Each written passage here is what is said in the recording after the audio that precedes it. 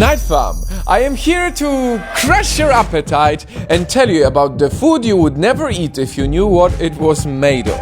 Let's start off sweet. It's time to ruin ice cream for you. If you are eating strawberry, vanilla or raspberry ice cream, you may be eating beaver's private areas. I am not joking. Castoreum, which comes from the behind area of the male and female beavers, is an FDA-approved food additive popular in ice creams and allowed to be called natural flavoring, meaning you probably don't know that you are eating it.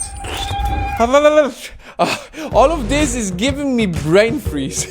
Let's move on ASAP. How about you take a guess which food that many people eat every day has an ingredient that's made of human hair? If you eat processed pies, some commercial bread or a lot of fast food, you might be eating some human hair.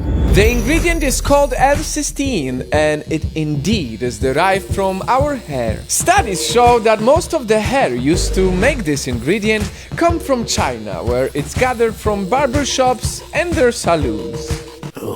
So, in case you would like to avoid eating human hair, buy fresh bread from a local baker. Damn, this is really crazy, isn't it? Next on the list of the food you would never eat if you knew what it was made of are chicken nuggets. First off, I'm gonna avoid how they're made, which probably is even worse. But what's in them is pretty bad too. The silicone breast implant fillers. Yep. Many chicken nuggets contain only about 50% of chicken, and the remaining 50% are synthetic ingredients, including a breast implant filler. And as we're on breast and meat, let's talk about hot dogs. Never judge a book by its cover. Well, in the case of hot dogs, it doesn't really work that well because the elastic coating of a hot dog is made of animal intestines. And when it comes to its insides, hot dog sausage is grinded and made pretty much of everything. Pig's mouth, pig's feet, just grind it all and here's your hot dog. That's why I don't eat meat, yet I still struggle to take this information sober. And speaking of that, you would never guess, but some beers are not vegetarian. Some beers, like Guinness for example, have traces of fish in them. To be exact, fish bladder is added to beer to help remove haziness from the final product. Fish bladder?